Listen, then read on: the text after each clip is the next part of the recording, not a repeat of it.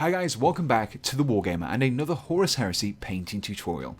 This time I'll be showing you how you can tackle the Heresy era Dark Angels, and as always I'll be using the Citadel range of paints to do so.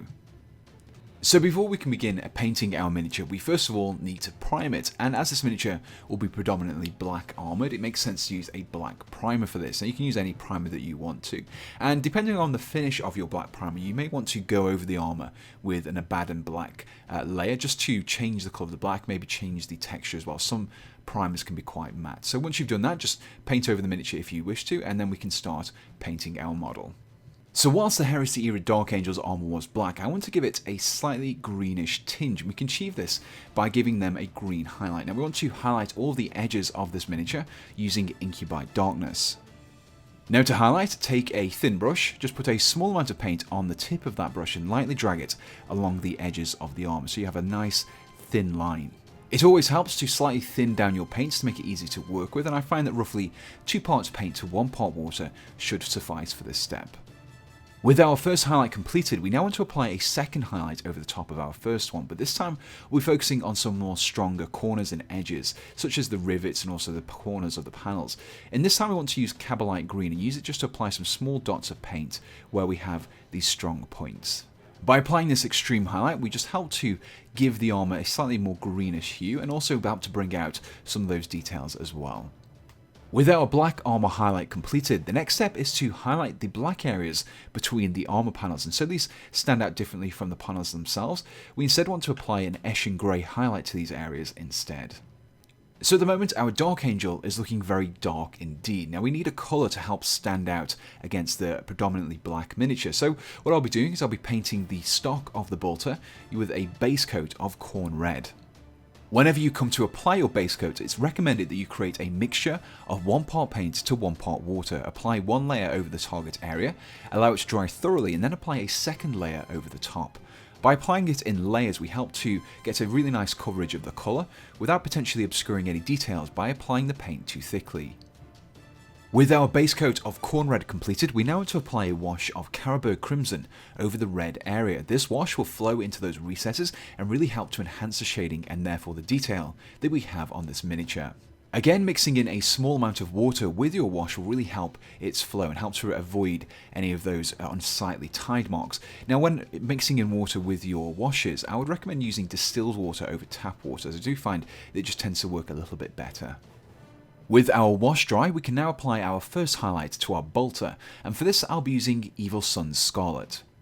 The final step in painting our red areas is to apply an extreme highlight of Fire Dragon Bright. Now I should also add that you can paint the lenses in the helmet the exact same colour that we've been painting the stock of this weapon.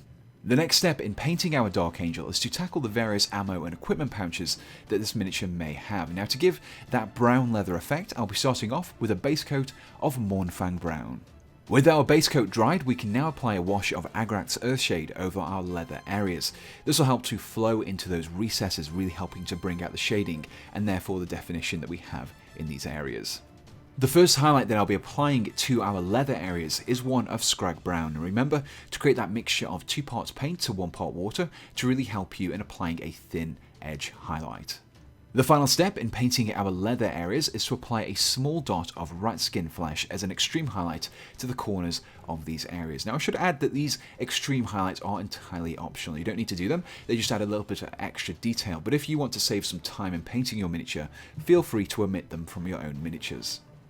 So with all the matte areas of our miniature tackled, we can now start painting some of the metallics. So we want to paint the silver metallics with a base coat of Leadbelcher.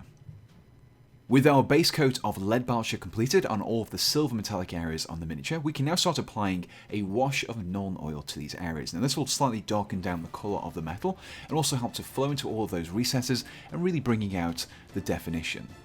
To finish off painting all of our silver metallic areas, we now want to apply an edge highlight of Ironbreaker to all of these areas. The final area left to paint of our Dark Angel is any gold detailing that we have on our miniature. Now most of the models won't require this, but if you're equipping your models with a power sword such as this one, you can paint the sword's hilt, and for this we'll be using Retributor Armour.